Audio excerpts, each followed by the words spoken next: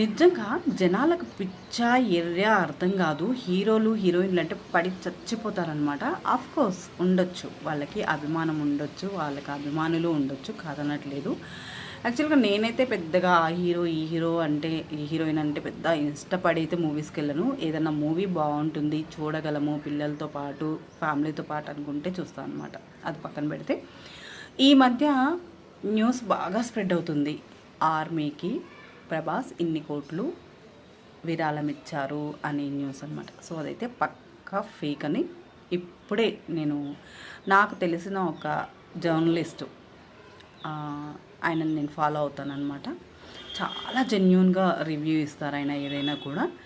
So అది ఆయన చూసా, రోజు ఆయన కూడా పెడుతున్నారు. బట్ నాకు ఎక్కడో అనిపిస్తోంది, ఒక మనిషికి ఇంత ఆస్తిని వదులుకోవాల్సినంత అవసరం ఏముంటుంది, అది కూడా ఇంత దేశభక్తిని చాటుకునేంత గొప్ప హృదయం ఉండేవాళ్ళు రేర్ అనమాట. నేను ఎక్కడో చాలా అసలు ఇట్లా వేళ్ళల్లో కూడా ఈ 5 ఏళ్లలో నేను ఒకటో రెండో విన్నా అంతే.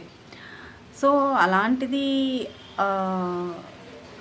అవునా కాదా అన్న ఇదితో ఉన్నాను నేను 3-4 డేస్ నుంచి. ఇది బాగా ఆలోచిస్తూ ఉన్నాను, చేద్దాం చేద్దాం చేద్దాం. యాక్చువల్గా నాకు ఆయన అంటే పెద్ద ఇంట్రెస్ట్ కూడా ఏం లేదు, అలానే కోపం కూడా ఏం లేదనమాట. అయినా మనం ఇచ్చే ఇన్ఫర్మేషన్ అనేది జెన్యూన్గా ఉండాలి కదా అని చెప్పేసి నేను కూడా ఆగాను.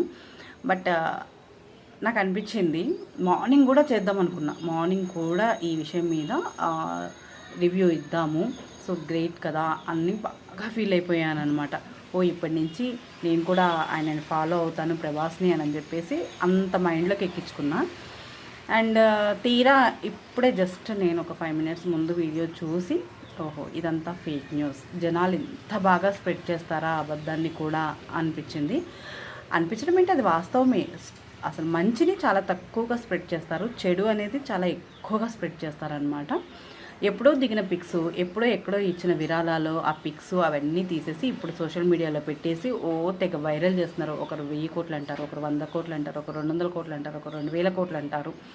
సో కొంచెం ఏ న్యూస్ అయినా కూడా ఉపయోగపడేది ఏంటి, ఉపయోగపడింది ఏంటి కొంచెం తెలుసుకొని జాగ్రత్తగా దాన్ని స్ప్రెడ్ చేయకుండా, కనీసం ఆయనకన్నా తెలుసో తెలీదు నాకైతే అర్థం కావట్లేదు, ఆయన కూడా ఒక స్టేట్మెంట్ ఇస్తే బాగుండు.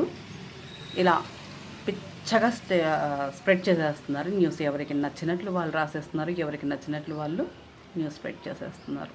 నిజమా అబద్ధమా తర్వాత సంగతి, తర్వాత వ్యూస్ కోసం ఇదంతా.